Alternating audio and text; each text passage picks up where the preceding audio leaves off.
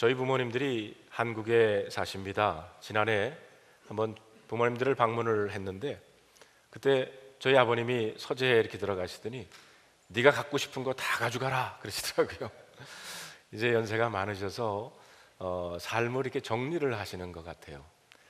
그러시면서 우리들이 이제 아이들이 날 때마다 그리고 아이들이 자라면서 그것을 사진으로 찍어서 이렇게 보내드렸는데 그 새 아이 사진이 오면 그것을 사진첩을 만들어서 따로 이렇게 킵을 이렇게 보관을 하셨더라고요. 근데 이것이 이제 정리를 하고 싶으신 것 같아요. 그러자고 하니 뭐 불에 태우자니 그렇고 또 사진을 찢어버리자니 마음에 내키지를 않고, 그래서 하시는 말씀이 저희 어머님이 이 너희 가족 사진들 다 가져가라 그러더라고요. 그래서 지난번에 한국에 나갔을 때 한 보따리 가족 사진을 다 가지고 와서 저희 아이들한테 그것을 나누어 줬습니다. 그때 가지고 온 사진 중에 이 사진이 하나 있습니다. 네, 상당히 귀엽게 생긴 어린 아이의 사진인데 누군지 아세요? 네, 원영이가 아니고 제가 어렸을 때 사진입니다. 저희 어머님 아버님 방에 이렇게 액자에 놓여 있는 사진인데 이것을 제가 가지고 왔어요. 그래서 이걸 보면서 우리 집 응접실에 이것을 이제 피아노 위에 놓고는 나도 한때 이렇게 이너선트한 때가 있었구나 하는 것을 사진을 볼 때마다 이렇게 생각을 하게 됩니다. 그래서 잃어버렸던 저희의 순진함을, 이너선트를 다시 찾는 그런 느낌을 가지게 됐습니다. 사랑하는 성도 여러분, 기독교는 근본적으로 잃었던 것을 회복하는 종교입니다. 하나님의 형상대로 지음을 받은 우리들이 잃었던 하나님의 형상을 되찾는 것이 바로 기독교입니다. 그러하기 때문에 우리들이 만날 때마다 성도님의 얼굴을 보니 하나님의 얼굴을 본 듯합니다, 이렇게 인사하는 이유가 바로 거기에 있습니다. 누가복음 15장에 보면 세 가지 비유가 나오는데 이 비유들은 공통적으로 상실과 회복이라고 하는 주제를 가지고 있습니다. 한 여인이 10개의 드라크마 중에 하나를 잃어버렸다가 그것을 찾아내고는 친구들과 함께 기뻐했다고 하는 기록이 있습니다. 또 100마리의 양을 기르던 목자가 한 마리를 잃어버리고 난 다음에 기어이 잃은 양을 찾아내고는 이웃과 함께 기뻐했다고 했습니다. 그리고 오늘 우리가 읽은 본문에서는 아버지를 떠나 허랑방탕하던 둘째 아들이 자신의 잘못을 깨닫고 아버지의 품으로 돌아왔을 때 아버지는 너무 기쁜 나머지 송아지를 잡아 잔치를 베풀고 크게 즐거워했다고 기록하고 있습니다. 잃어버린 자를 찾아 구원하는 것, 그리고 그 구원을 기뻐하는 것이 우리 기독교의 신앙의 핵심이요, 바로 이것이 복음입니다. 그렇기 때문에 복음은 우리의 내면에 넘치는 기쁨을 줍니다. 인상 찌푸리면서 듣는 소식이 아니라 가슴 설레면서 기대감을 가지고 듣는 것이 바로 복음입니다. 만약 우리의 신앙생활에 이런 구원의 감격과 기쁨이 없다면 아마 그것은 뭔가 잘못 돌아가고 있는 것입니다. 사랑하는 드림 가족 여러분, 오늘 저와 여러분들의 가슴 속에 주님의 말씀, 주님의 복음으로 인해서 넘치는 기쁨과 즐거움이 있기를 바랍니다. 무엇보다도 먼저 우리는 오늘 본문에서 본능을 따라 사는 인생에는 진정한 즐거움과 기쁨이 있을 수 없다는 것을 배울 수가 있습니다. 둘째 아들을 봅시다. 그의 인생은 한마디로 자기 본능으로 따라 사는 인생이었습니다. 그는 아버지 재산 가운데 자기에게 돌아올 몫을 요구했습니다. 아들의 성화에 못 이긴 아버지는 두 아들에게 각각 분깃을 나누어 주자 둘째 아들은 며칠이 지나지 않아서 자기 몫을 가지고 먼 나라로 갑니다. 그리고 거기서 허랑방탕하여서 그 재산을 다 낭비했다고 그랬어요. 아버지의 간섭을 피해서 자신이 하고 싶은 것 다 해본 겁니다. 이런 인생을 우리는 본능 중심적인 인생이라고 부릅니다. 그러나 이렇게 자기가 먹고 싶은 대로 먹고 자고 싶은 대로 자고 즐기고 싶은 대로 즐기는 것은, 여러분, 이것은 쾌락이지 진정한 기쁨과 즐거움은 아니라는 것입니다. 얼마 후 이 둘째 아들이 어떻게 됐습니까? 자, 14절에 있는 말씀을 우리 다 같이 한번 읽어보겠습니다. 다 시작. 다 없앤 후 그 나라에 크게 흉년이 들어 그가 비로소 궁핍한지라. 여기에 보면 그는 궁핍해졌고 설상가상으로 그 나라에 흉년이 닥쳐왔다고 그랬습니다. 살 길이 막막한 그는 한 사람 집에 붙어 살게 되었고 결국은 돼지를 치는 사람이 되고 말합니다. 여러분, 돼지는 유대인들이 불결하게 여기는 짐승입니다. 그래서 지금까지도 유대인들은 돼지고기를 먹질 않습니다. 삼겹살 맛있는 고기를 이 사람들은 안 먹어요. 그가 돼지 치는 사람이 되었다고 하는 것은 하나님의 백성의 자리를 잃어버리고 이방인처럼 되었다는 말이기도 합니다. 다시 말하면 하나님의 백성으로서의 신분을 잃어버린 것입니다. 거기서 그는 돼지가 먹는 쥐염 열매로 배를 채우려고 했는데 그것마저도 주는 자가 없다고 그랬습니다. 보십시오. 어쩌면 그는 아버지에게 받은 재산을 가지고 멀리 갈 때는 자신 나름대로 인생의 설계를 했을 것입니다. 어디에다 재산을 투자하고 어떻게 돈을 벌지 대해서 꿈을 꿨을 겁니다. 그러나 그는 모든 것을 다 잃어버리고 가난한 자가 되고 맙니다. 사실 그는 자유를 꿈꾸면서 떠났지만 결국은 돼지를 치는 종이 되고 말았습니다. 그는 사랑을 꿈꾸면서 떠났지만 돈이 떨어지자 주변의 사람들은 다 떠나버리고 뼛속으로 파고드는 추위와 외로움으로 떨어야 했습니다. 그래서 유명한 문학가 도스토옙스키는 이런 말을 합니다. 사람들이 하나님을 버리고 하나님을 떠날 때 대부분 하나님만 떠났다고 생각한다. 그러나 하나님을 떠나는 순간 사실 그들은 모든 것을 다 버린 것이다. 그렇습니다. 아버지를 떠나는 순간 둘째 아들은 자유를 잃어버렸고 삶의 가치도 고귀한 신분도 다 잃어버렸습니다. 마찬가지입니다. 사람들이 하나님을 등지게 되면 인생의 소중한 것을 다 잃어버리는 자가 됩니다. 이것이 바로 흉년입니다. 아버지를 떠난 둘째 아들이 만난 것은 인생의 흉년이었고 삶의 흉년이었습니다. 혹시 우리들 중에도 이런 흉년을 경험하고 있는 분은 안 계십니까?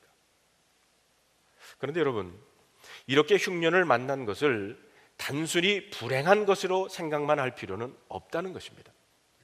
허랑방탕하던 둘째 아들에게는 흉년을 만난 것이 오히려 중요한 삶의 전환점이 됐습니다. 그는 인생의 흉년을 만나고 나서야 비로소 자신의 인생을 되돌아볼 수 있는 시간을 가졌던 겁니다. 자, 17절을 봅시다.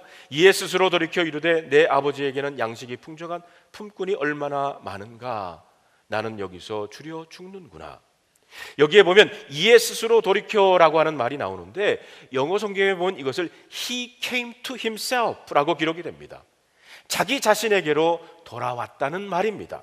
말하자면 아버지를 떠나 자기 마음대로 살 때는 실상 그는 자기 자신을 잃어버리고 있었던 것입니다. 그러다가 인생의 흉년을 만나고서야 비로소 그는 자기 자신에게로 돌아오게 된 것입니다. 그리고 그는 틀림없이 이런 결론에 도달을 했을 겁니다. 아버지를 떠나서는 참된 인생을 살 수 없구나. 유명한 기독교의 철학자이자 교수님이신 C.S. 루이스 교수가 한 번은 옥스퍼드 대학의 채플에서 설교를 하고 나오는데 어떤 젊은이가 그를 붙들고 이렇게 질문을 했습니다. 교수님, 정말 하나님이 살아계시다면 왜 설명할 수 없는 고통들이 이 땅에는 이렇게 많습니까? 그때 C.S. 루이스 교수는 이렇게 대답을 합니다. 젊은이, 생각해보게. 사람들이 그렇지 않아도 이렇게 오만한데 고통마저 없다면 얼마나 더 교만해지겠는가? 그러면서 계속 말씀하시기를 고통이란 귀먹은 현대인을 일깨워주는 하나님의 메가폰이네. 그렇습니다. 인생의 흉년은 우리를 향한 하나님의 확성기와 같습니다. 그렇기 때문에 사람들은 고통을 당해서야 비로소 하나님의 음성을 듣게 되고요, 역경을 당하고서야 하나님 앞에 비로소 무릎을 꿇게 되는 것입니다.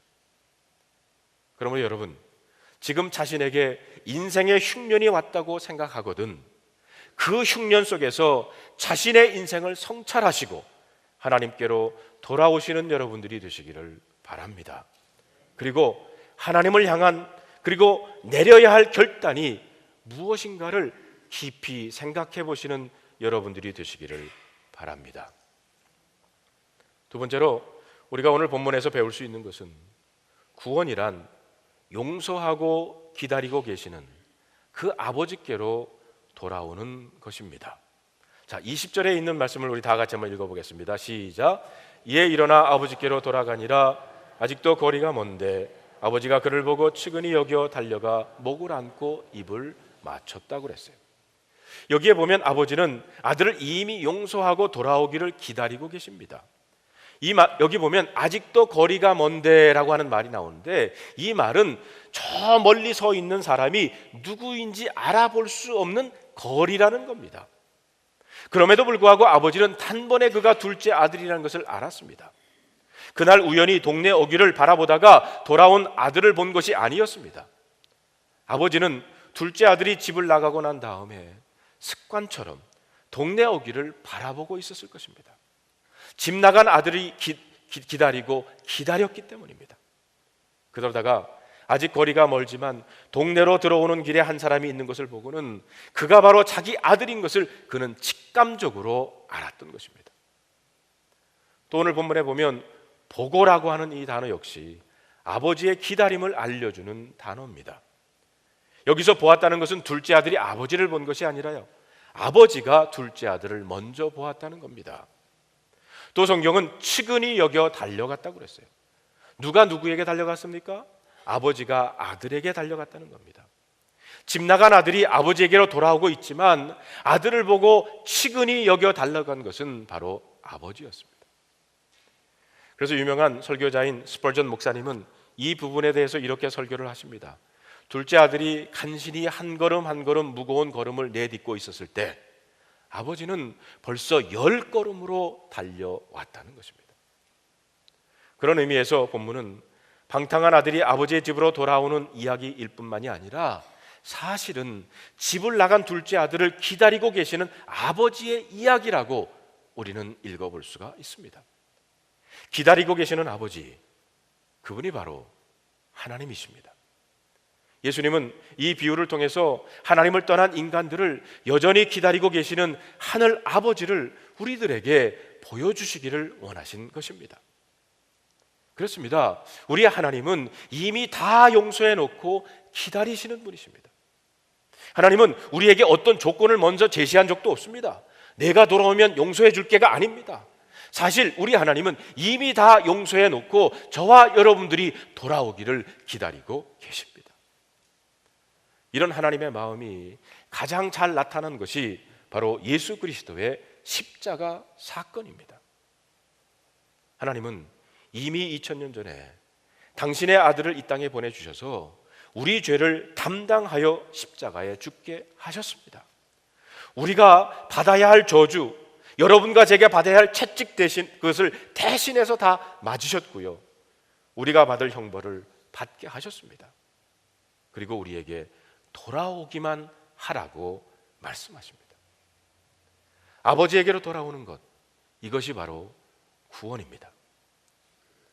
혹시 저와 여러분 안에 죄책감 혹은 정죄의식이 우리의 마음을 위축시킬 수 있습니다. 내가 이 지경으로 인생을 살아왔는데 이제 와서 무슨 낯으로 하나님 아버지 앞에 돌아갈 수 있냐? 그러나 그런 도덕적인 부끄러움이 있을지라도 그럼에도 불구하고 하나님을 바라보시기를 바랍니다.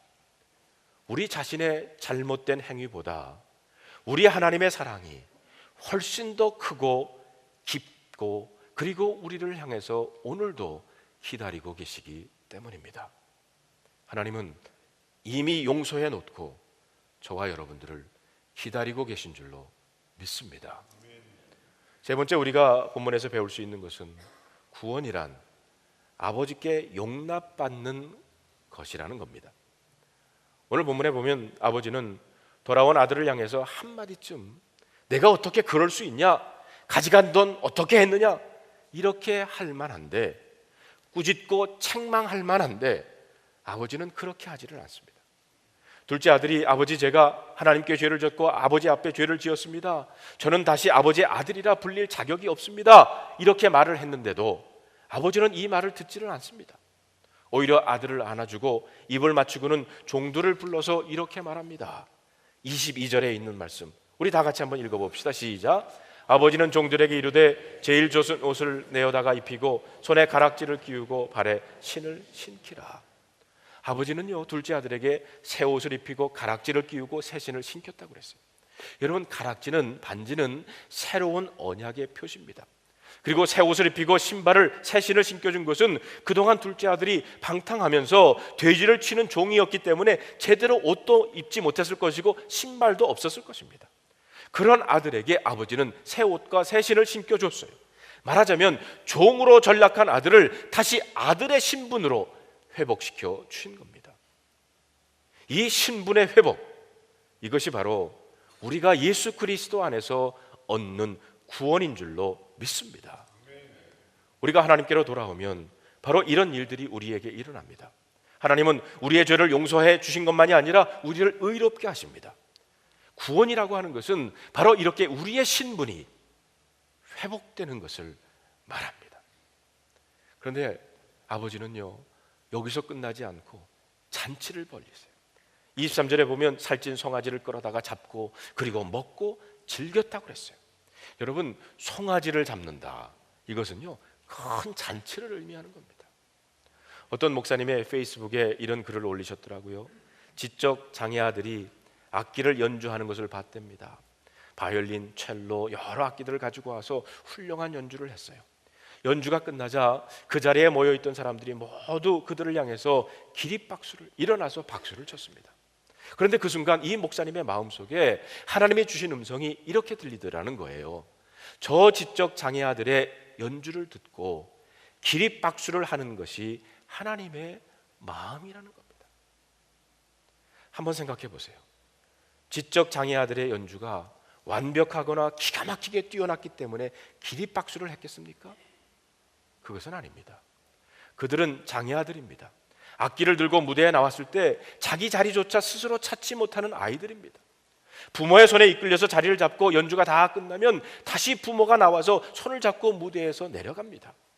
그런데도 기립박수를 보내고 격려하는 이유는 장애가 있음에도 불구하고, 어려움이 있음에도 불구하고 그것을 뛰어넘는 연주를 했다는 것입니다. 사랑하는 성도 여러분, 어떤 의미에서 여러분이나 저나 우리 모두는 장애 아들과 별만 다를 바가 없습니다. 우리는 다 모자랍니다. 우리 모두는 다 미생입니다. 죄에서 구원받아서 하나님의 자녀가 되었음에도 불구하고 우리는 여전히 죄의 유혹 때문에 늘 휘청거리고 있지 않습니까? 우리가 부르는 찬송은 완벽하지 못하고요, 우리가 드리는 기도는 상당히 이기적이고요, 우리의 헌신은 참 제한적입니다. 그런데 이런 우리를 하나님은 어떻게 보시겠습니까? 제대로 못했다고 정죄하시겠습니까? 아닙니다. 어쩌면 우리 하나님은 우리가 찬송을 하면 아마 기립박수를 치실 겁니다. 유행가만 부르던 저 아이가 글쎄 찬송을 부르는구나. 맨날 제멋대로 방황하던 저 집사가 글쎄 새벽 기도에 나왔구나. 아니, 이 권사가 전도까지 했네. 사람들 앞에 서기만 하면 말 더듬던 이 목사가 설교하면서 글쎄 십자가의 복음을 전하고 있구나. 아마 주님은 여러분과 저를 보면서 얼마나 감격해 하시겠습니까? 여러분, 구원이 어떤 겁니까? 모든 정죄에서 해방되는 겁니다. 하나님께서 우리를 정죄하지 않고 용납하시는 것이 바로 구원입니다. 폴 틸릭이라고 하는 신학자는 그의 설교 We are accepted라고 하는 설교에서 구원이란 하나님께 용납받는 것이라고 했습니다. 사랑하는 성도 여러분, 하나님은 우리를 경찰의 눈으로 우리의 죄를 살피시는 분이 아니라 아버지의 눈으로 우리를 품어주시는 분이신 줄로 믿으시기를 바랍니다. 네 번째로 우리가 오늘 본문을 통해서 배울 수 있는 것은 구원이란 아버지의 것을 누리는 것을 말합니다. 진정한 구원이란 아버지 안에서 아버지의 것을 누리는 거예요. 여러분, 근데 첫째 아들을 봅시다. 본문에 보면 그는 아버지의 잔치자리, 이 기쁨과 넘치는 즐거움이 있는 이 자리에 참여하지 못하고 원망과 불평만 하고 있습니다. 그러므로 우리가 본문에서 배워야 할 것은 바로 이겁니다. 남을 정죄하고 불평하는 인생에는 진정한 기쁨과 즐거움이 없다는 것입니다. 첫째 아들은 동생이 돌아와서 기쁨의 잔치가 벌어지고 있을 때 밭에서 일하다가 집으로 돌아옵니다. 그런데 갑자기 집안에서 풍악 소리와 춤추는 소리가 들려서 종을 불러서 이게 무슨 일이냐라고 물었어요. 그때 종이 이렇게 대답합니다. 당신의 동생이 돌아왔습니다. 그가 무사히 집에 돌아와서 주인 어른께서 송아지를 잡고 잔치를 열었습니다. 이 말을 듣자 첫째 아들은 불같은 화가 났어요. 그리고 집에 들어가질 않습니다. 자, 28절 우리 다 같이 한번 읽어봅시다. 시작. 그가 노하여 들어가고자 하지 아니하거늘 아버지가 나와서 권한대. 여기에서 우리는 첫째 아들의 의외의 모습을 발견하게 됩니다. 그런 아버지가 동생을 받아들이고 심지어 잔치를 벌였다는 이야기를 듣고는 화가 났어요. 그리고 들어가자고 하는 아버지의 그 권위에 불만이 가득한 말로 불평을 털어놓습니다. 아버지, 내가 여러 해 아버지를 섬기며 명을 어긴 적이 없는데 내게는 염소 새끼라도 주어서 나와 내 벗으로 즐기게 하신 적이 한 번도 없습니다. 그런데 어떻게 아버지의 재산을 장녀들과 함께 삼켜버린 저놈을 위해서는 송아지를 잡습니까? 여기에서 우리가 알 수 있는 것은 그동안 첫째 아들은 아버지를 떠난 적이 없고요, 늘 아버지를 잘 섬겼고요, 그리고 아버지의 명을 어긴 적이 없습니다. 우리가 말하는 요즘의 모범생들입니다. 그런데 문제는 이 첫째 아들의 마음에는 기쁨과 넘치는 즐거움이 없었다는 거예요. 아버지의 집에 있으면서도 그는 구원의 기쁨과 은혜를 누리지 못하고 살았습니다. 그러자 아버지는 이렇게 말합니다. 31절에 보니까 아버지가 이르되 예, 너는 항상 나와 함께 있으니 내 것이 다 너의 것이다. 아버지는 내 것이 다 너의 것이다 라고 말합니다. 저는 이 말이 참 좋습니다. 아버지의 것, 아버지의 기쁨, 아버지의 풍성한 즐거움은 사실 다 첫째 아들이 누릴 수 있는 것이었습니다. 아버지의 것은 다 그의 것이었어요. 그런데도 첫째 아들은 그렇게 생각하지를 못한 겁니다. 그래서 아버지의 것은 아버지의 것이고 나는 종처럼 일만 하고 아버지는 나에게 아무것도 해준 것이 없다고 불평을 털어놓습니다. 여기서 우리는 첫째 아들의 마음이 얼마나 굳어 있는 것을 알 수가 있습니다. 사실 첫째 아들은 몸은 비록 아버지 집에 있었지만 그의 마음은 집 나간 동생과도 같았습니다. 아버지를 위해 일을 했지만 아버지의 사랑과 아버지의 풍성한 축복을 함께 즐거워하지를 못했어요. 그는 아버지의 것을 누리지 못하고 불평과 불만의 시간을 보내고 있었던 겁니다. 아버지의 생각과 첫째 아들의 생각이 얼마나 다른지 봅시다. 아버지는 이렇게 말합니다. 32절에 보니까 이 네 동생은 죽었다가 살아났으며 내가 잃었다가 얻었기로 우리가 즐거워하고 기뻐하는 것이 마땅하지 않느냐. 아버지는 네 동생이 죽었다가 살았고 잃었다가 다시 얻었다. 죽었다가 살았고 잃었다가 얻은 것은 사실 구원의 사건을 말하는 단어들입니다. 그렇기 때문에 우리가 즐거워하고 기뻐하는 것이 마땅하다고 합니다. 여러분, 여기서 의미심장한 단어가 바로 우리라고 하는 단어예요. 이 아버지는 첫째 아들도 집 나간 아들도 모두 우리입니다. 그런데 첫째 아들은 그 우리를 이해하지 못했어요. 이 첫째 아들에게 의인 의식은 있었지만 우리 의식은 없었다는 겁니다. 대체로 자기 스스로의 힘으로 인생을 살아왔다고 생각하는 사람에겐 감사와 기쁨 그리고 풍성한 즐거움이 별로 없을 수 있습니다. 자기 힘으로 자기 노력으로 살아왔다고 생각하기 때문입니다. 이런 분들은 보통 자아의식, 정죄의식이 강합니다. 물론 다 그런 것은 아니지만 대체로 이런 생각을 하는 분들은 다른 사람을 판단하고 정죄하는 잔인함이 내면에 숨어 있다는 겁니다. 자신의 최선과 다른 사람의 불성실이 비교되기 때문입니다. 자신은 남에게 손가락 당할 일을 한 적이 없습니다. 그런데 저런 방탕한 삶을 산 사람을 용납하고 받아주어야 하고, 그것만이 아니라 송아지를 잡아 잔치를 벌리는 것이 이해가 되지를 않습니다. 그러나 성도 여러분, 인간의 윤리, 인간의 도덕, 업적이나 공적이라는 것, 대단한 것 같아도 사실은 별거 아닙니다. 사람들끼리 비교해보면 조금 나을지는 모르지만 창조주 하나님 앞에 서면 도토리 키재기입니다. 나의 최선과 다른 사람의 불성실을 비교하면서 남을 정죄하는 것은 복음의 삶이 아닙니다. 의인의식을 가지고 다른 사람을 비판하는 곳에는 성령님이 임하실 수가 없습니다. 그런 분들은 구원의 기쁨과 즐거움을 잃어버리고 메마른 가슴으로 힘든 신앙생활을 하게 됩니다. 우리가 사는 이 LA는 넓어서 긴 장거리 운전을 할 때가 많아요.